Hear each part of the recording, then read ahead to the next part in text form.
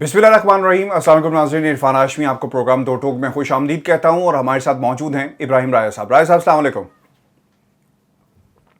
वालेकुम अस्सलाम।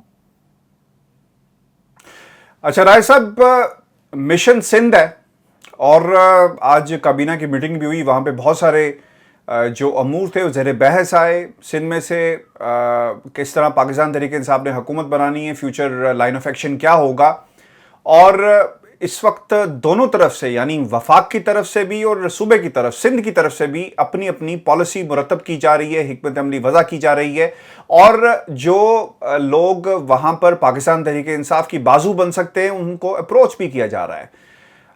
किस तरह देखते हैं आज की जो मीटिंग थी काबीना की, और किन अमूर पर बहस हुई है, कौन से अमूर ज़ेर बहस लाए गए, और इस इमरान खान की जो अटेंशन है इस तरफ दिलवाई गई है कि जनाब अगर हमने सिंध में जाना है तो हमें क्या कुछ करना पड़ेगा। इस वक्त वफाक वो मंसूबे जो सिंध के अंदर वफाकी मंसूबे हैं, एक तो वो मुकम्मल करने के लिए हिकमत अमली तय की गई है, और फिर वो लोग जो पाकिस्तान पीपल्स पार्टी के नाराज़ अरकान हैं उनके तरफ भी जो है वो दोस्ती का हाथ बढ़ाया जाएगा।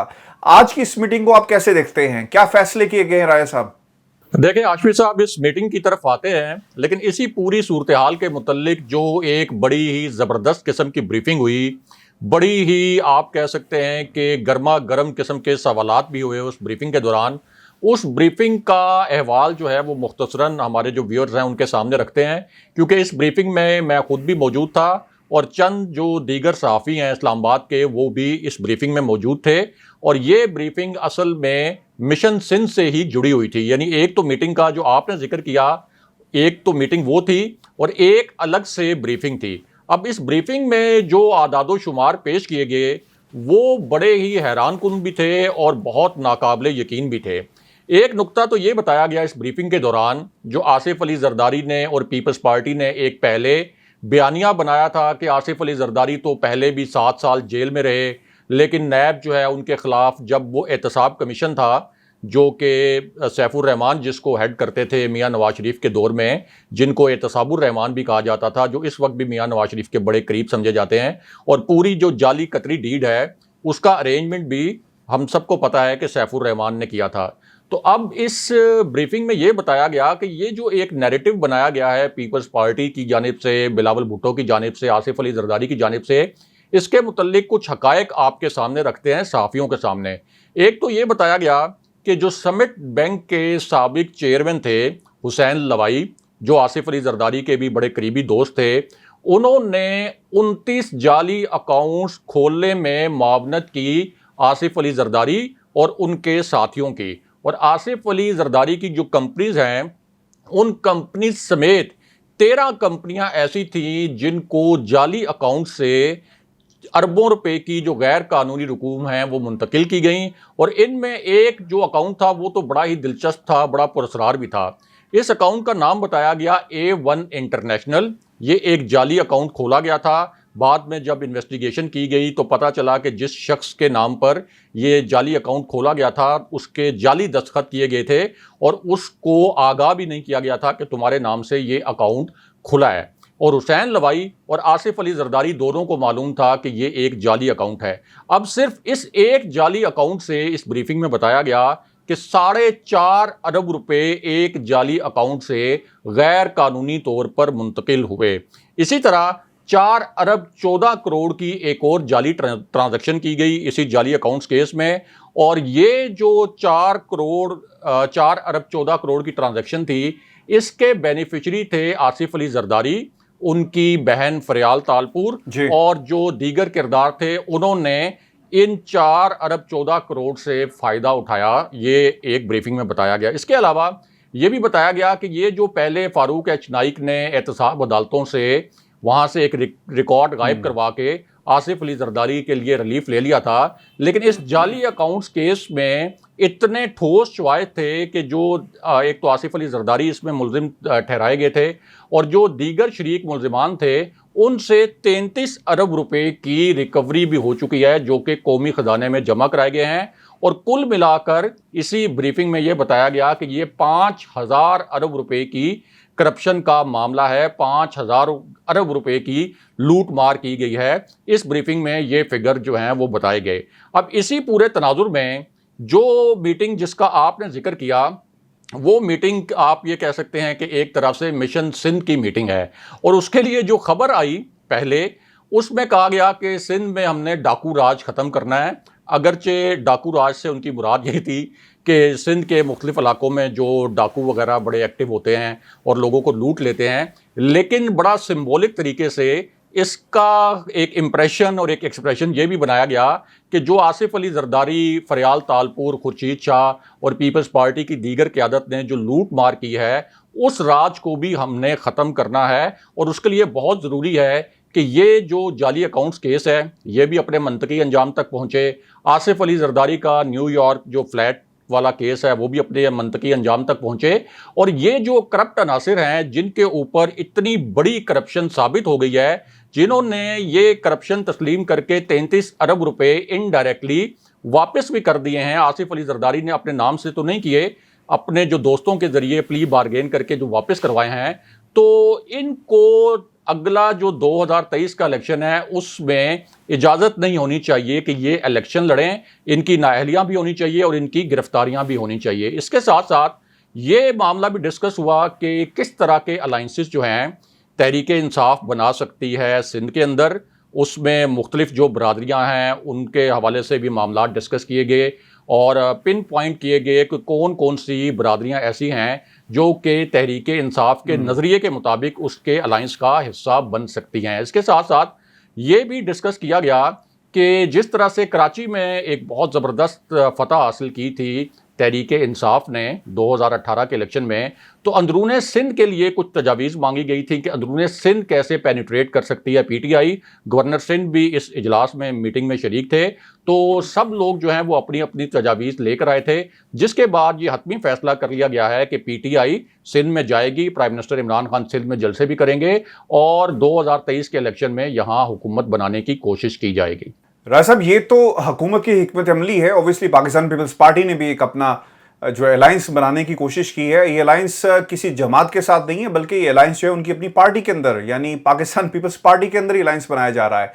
और वो नाराज़ अरकान जो ऑब्वियसली पाकिस्तान पीपल्स पार्टी से नाराज़ हैं, क़यादत से नाराज़ हैं, उनको वजारतें अब दी जाएंगी और जो सिंध काबीना है इस पर रद्द-बदल जो है वो किया जाएगा। कहा जा रहा है कि सईद गनी का जो है कलमदान तब्दील कर दिया जाएगा। इसके अलावा नासिर शाह उनका भी कलमदान जो है वो तब्दील हो जाएगा। तो ऑब्वियसली वो लोग, ताकि एक प्रेशर जो है पाकिस्तान पीपल्स पार्टी के अंदर जो है बढ़ रहा था, इसको किसी तरह रिलीज़ किया जा सके। इसको आप कैसे देखते हैं, क्या कामयाब हो पाएंगे? चूँकि आपने तो बहुत सारे केसेस का हवाला भी दे दिया, और अगर पाकिस्तान पीपल्स पार्टी को हराना है सिंध के अंदर, और ये जो 99 का और 66 का ये जो गैप है सीट्स का, अगर इसे कम करना है तो ऑब्वियसली इस अलायंस को भी तोड़ना होगा और बड़ी ऑफर्स करनी पड़ेंगी सियासत को। राय साहब, सबसे ज़्यादा नुकसान तो ग्रोहबंदी से हो रहा है, ग्रुपिंग से हो रहा है, और ये वही ग्रुपिंग है बाज़ दफ़ा हुकूमत बनाने के लिए की जाती है, अलायंस किया जाता है, हुकूमत के ख़िलाफ़ किया जाता है, अपोजिशन तैयार की जाती है। तो मसला तो सर ग्रुपिंग का है। तहरीक इंसाफ इस ग्रुपिंग को अपने लिए कैसे इस्तेमाल करेगी और किस तरह अलायंस को आप देखते हैं? देखें, ये जो इस वक्त कलाबाजियाँ लगा रही है सिंध हुकूमत, ये जो पूरा एक कैबिनेट रीशफल की आज खबर जो है वो जानबूझकर लीक की गई। ये खबर लीक ही इस वजह से की गई कि पीपल्स पार्टी को भी अब मालूम हो चुका है कि तहरीक इंसाफ का जो प्लान है सिंध के हवाले से, ये एक संजीदा प्लान है और इस प्लान की कामयाबी के इम्कानात भी हैं। इस वजह से अब पीपल्स पार्टी ये कोशिश कर रही है कि एक तो पीपल्स पार्टी के वो अरकान जो कि वजारतें ना मिलने की वजह से या उनको कोई ओहदे नहीं मिले थे, एक तो वो उनको आखिरी 1-1.5 साल के अंदर अकोमोडेट करें। दूसरा, पीपल्स पार्टी की ये भी कोशिश है कि अंदरून सिंध जो है वो कुछ इस तरह के छोटे छोटे अलाइंस बनाएं ताकि तहरीक इंसाफ का जो रास्ता है वो रोका जा सके। लेकिन ये इतना आसान नहीं होगा हाशमी साहब। एक तो कराची तक तो जाहिर है कि अगर हम सिर्फ कराची की बात करें तो MQM को तो पहले ही तहरीक इंसाफ ने ऑन बोर्ड लिया हुआ है। फिर अरबाब गुलाम रहीम, उनको भी तहरीक इंसाफ ने ऑन बोर्ड लिया हुआ है। फिर अंदरून सिंध की एक ताकत जो है वो GDA भी है, GDA भी इस वक्त तहरीक इंसाफ के साथ ऑन बोर्ड है। अब असल जो टारगेट है وہ یہ ہے کہ جو ایسی برادریاں ہیں جن کے دو دو تین تین نشستیں ہوتی ہیں ٹوٹل، لیکن ہوتی پکی ہیں، یعنی وہ ان کی خاندانی نشستیں ہیں، تو ان کے ساتھ الائنس جو ہے وہ تحریک انصاف اس وقت بنانا چاہتی ہے، اور پیپلز پارٹی کی کوشش یہ ہے کہ ان کو کچھ دے دلا کر اس الائنس کا راستہ روکا جائے۔ اب یہ مشکل کیوں ہے؟ مشکل اس لیے ہے کہ ایک جو واقعہ ہے وہ اپنے ویورز کے سامنے رکھتے ہیں جس سے آپ کو پتا چلے گا کہ حالات کتنی تیزی سے بدلتے ہیں۔ مثال کے طور پر نذیر چوہان جو ہیں، یہ کس طرح سے بار بار پریس کانفرنس کرتے تھے شہزاد اکبر کے خلاف، اور ان کے عقیدے کے حوالے سے جھوٹے الزامات لگائے جہانگیر ترین کے ساتھ کھڑے ہو کر۔ یعنی انہوں نے کہا کہ جس نے مجھے گرفتار کرنا ہے کر لے، لیکن ایک دفعہ جب وہ گرفتار ہوئے تو ان کو پتا چل گیا کہ کتنے 20 کے 100 ہوتے ہیں۔ اس کے بعد انہوں نے ایک پریس کانفرنس کی اور یہ کہا کہ جہانگیر ترین نے مجھے ورگلایا، مجھے استعمال کیا، اور جب میں گرفتار ہوا تو مجھے فون تک نہیں کیا۔ اور پورا جو جہانگیر ترین کا گروپ ہے ہماری اطلاعات کے مطابق، اس کے اندر اب مزید دراڑیں بھی آ رہی ہیں۔ یعنی جب اس طرح کی گرفتاریاں ہوتی ہیں تو اس کے بعد سارا جو ایک آپ کا پلان ہوتا ہے اس میں بڑی تیزی سے تبدیلی آتی ہے۔ اب جو آصف علی زرداری کا کیس ہے، اسی طرح بلاول بھٹو بھی ایک کیس میں نامزد ہیں، اگرچہ ان کی گرفتاری کا امکان کم ہے، لیکن آصف علی زرداری کی اگر گرفتاری ہوتی ہے، جس کا کبھی امکان ہے، جس قسم کے سنگین کرپشن کے الزامات ہیں، تو پھر یہ جو پیپلز پارٹی کی صفیں ہیں یہ اکھڑ جائیں گی۔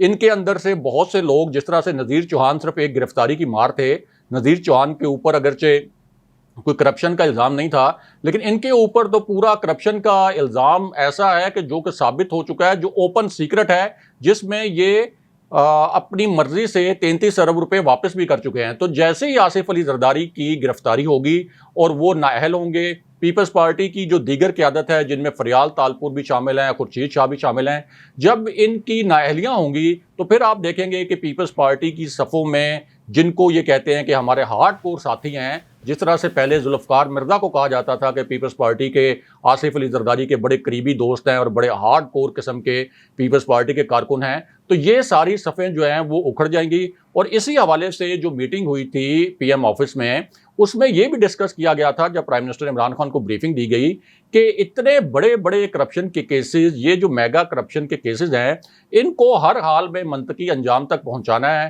اور ظاہر ہے کہ جب یہ منطقی انجام تک پہنچیں گے تو آصف علی زرداری جب جیل میں ہوں گے، پیپلز پارٹی کی دیگر قیادت جیل میں ہوگی، تو کون سے ایسے رہنما ہوں گے جو کہ اس وقت پیپلز پارٹی کے ساتھ کھڑے ہوں گے۔ دوسرا یہ بھی پلان ہے کہ اگلے 1 سال کے اندر سندھ میں ایک اویئرنیس بھی پیدا کی جائے۔ ایک تو جو پروجیکٹس ہیں وہ تو کمپلیٹ کیے جائیں، اویئرنیس بھی پیدا کی جائے کہ وہاں پر پیپلز پارٹی نے جو کہ اتنے اشروں سے وہاں اقتدار میں ہے، اس نے سندھ میں کیا ڈیلیور کیا۔ یہاں تک کہ لاڑکانہ بھی آپ جائیں تو وہاں کے حالات بھی اتنے برے ہیں کہ لاڑکانہ ایسے ہی لگتا ہے کہ جیسے کوئی دور افتادہ گاؤں ہے۔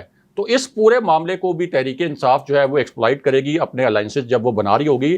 اس وجہ سے یہ اس وقت پیپلز پارٹی جو ہے ہمیں بڑی گھبراہٹ میں نظر آتی ہے، اور یہ پورا جو کیبنٹ ری شفل ہو رہا ہے اس کی بنیاد یہی ہے۔ راز صاحب، یہ تو پاکستان پیپلز پارٹی اور تحریک انصاف اوبویسلی مشن سندھ ہے، اور اس مشن کے لیے یہ الائنسز بھی ہوں گے اور اس کو توڑنے کی کوشش بھی کی جائے گی۔ لوگوں کو بہت قسم کی جو ہیں یہاں پہ آفرز بھی کروائی جائیں گی۔ خیر، اب یہ جو معاملہ ہے پاکستان مسلم لیگ نون کا، سر یہ تھم نہیں رہا، ٹویٹ کے بعد ٹویٹ کی جا رہی ہے۔ آج تو پریس کانفرنس بھی کی گئی ہے مریم اورنگزیب کی طرف سے، اور پھر اس سے پہلے شاہد خاقان عباسی بہت سارے ایکٹیو نظر ہمیں آئے۔ اب تو سر دراڑیں جو ہے یہ خلیج بن گئی ہے، دراڑیں نہیں رہی، اور اب ہمیں صاف نظر آ رہا ہے کہ کس گروپ کا کیا بیانیہ ہے۔ اور اب جب یہ کہنا شروع کر دیں کہ 2018 کے الیکشن کے اندر نواز شریف کے مزاحمتی بیانی کی وجہ سے انہیں سیٹیں ملی، ووٹ ملے، اور اگر یہ نہ ہوتا تو نہیں ملنا تھا، تو سر اب یہ کہاں جا کر بات رکے گی؟ کیونکہ شہباز شریف صاحب نے تو کہہ دیا جو کچھ کہنا تھا دبے الفاظ کے اندر، لیکن اب اس کا ریئیکشن دوسرے گروپ کی طرف سے آ رہا ہے۔ اچھا، ایک طرف تو یہ کہتے ہیں کہ 2018 کے الیکشن میں دھاندلی ہوئی، یہ الزامات لگاتے ہیں کہ جنرل باجوہ اور جنرل فیض حمید نے دھاندلی کروائی۔ دوسری جانب یہ بھی کہتے ہیں کہ ہمارا جو مزاحمتی بیانیہ تھا اس کی وجہ سے ہم نے اتنی نشستیں حاصل کر لیں۔ تو پہلے ایک سٹیٹمنٹ کے اوپر کھڑے ہو جائیں کہ کون سا بیانیہ جو ہے انہوں نے 2018 کے الیکشن میں اپنایا تھا، اور کیا 2018 کے الیکشن میں دھاندلی کے حوالے سے جو ان کا موقف ہے اس میں کوئی کلیئرٹی ہے بھی یا نہیں. دوسری بات یہ ہے کہ ہاشمی صاحب یہ دونوں بھائی جو ہیں یہ ڈیل کے معاملے پر ایک پیج پر ہیں. یہ ڈیل کے حوالے سے مریم نواز اور شہباز شریف بھی ایک پیج پر ہیں. وہاں کوئی بیانیے کی جنگ نہیں ہے. اصل جنگ جو ہے وہ یہ ہے کہ شہباز شریف نے جب یہ سٹیٹمنٹ دیا کہ ہمیں ماضی کی غلطیوں کو بھلا کر آگے چلنا چاہیے اور میاں نواز شریف سے بھی غلطیاں ہوئی ہوں گی اور انہوں نے کوئی جذبات میں آ کر اس طرح کی باتیں کہہ دی ہوں گی, یعنی ان کا اشارہ تھا جو فوجی قیادت پر الزامات لگائے. اب مریم نواز کو اور میاں نواز شریف کو خدشہ یہ ہے ڈیل کے حوالے سے, وہ بالکل چاہتے ہیں کہ ڈیل ملے. خدشہ یہ ہے کہ چونکہ مریم نواز بھی پارلیمنٹ سے باہر ہیں, نااہل بھی ہیں, میاں نواز شریف بھی تاحیات نااہل ہیں, اور ان کی جو نااہلی ہے وہ براہ راست سپریم کورٹ سے ہوئی ہے, اور اس کے بعد جو انہوں نے نظر ثانی اپیل دائر کی تھی وہ بھی ریجیکٹ ہو گئی تھی. تو اس لیے ان کے پاس کوئی آپشن نہیں ہے اپنی نااہلی ختم کروانے کا unless until نون لیگ جو ہے وہ کوئی 2/3 میجورٹی سے دوبارہ 2023 کے الیکشن میں حکومت میں آ جائے اور پھر کوئی آئینی ترمیم یہ پاس کر لیں. تو اگر مریم نواز یہ کہتی ہیں کہ ان کے مزاحمتی بیانیے کی وجہ سے 2018 کے الیکشن میں انہوں نے سیٹس حاصل کی تھیں, تو یہ آزاد کشمیر کے الیکشن میں مزاحمتی بیانیہ کیوں فیل ہو گیا, یہ گلگت بلتستان کے الیکشن میں یہ مزاحمتی بیانیہ کیوں فیل ہو گیا, سیالکوٹ کے الیکشن میں یہ مزاحمتی بیانیہ کیوں فیل ہو گیا. تو اصل ایشو اس وقت جو ہمارے ویورز ہیں ان کو بھی یہ سمجھنا چاہیے کہ ڈیل کے حوالے سے, ریلیف کے حوالے سے, اپنے کیسز ختم کرنے کے حوالے سے اور چور دروازے سے, اسٹیبلشمنٹ سے رابطوں کے حوالے سے یہ بالکل ایک پیج پر ہے, اس بیانیے میں کوئی فرق نہیں ہے. لیکن ایک جو جنگ ہے وہ ہے کہ پارٹی کو کون کنٹرول کرے گا. اسی وجہ سے مریم نواز نے پہلے شاہد خاقان عباسی کو لانچ کیا, آج مریم اورنگزیب صاحبہ نے بھی ایک پریس کانفرنس کی اور یہ کہا کہ جو میاں نواز شریف کا بیانیہ ہے وہی بیانیہ جو ہے پوری پارٹی کا ہے.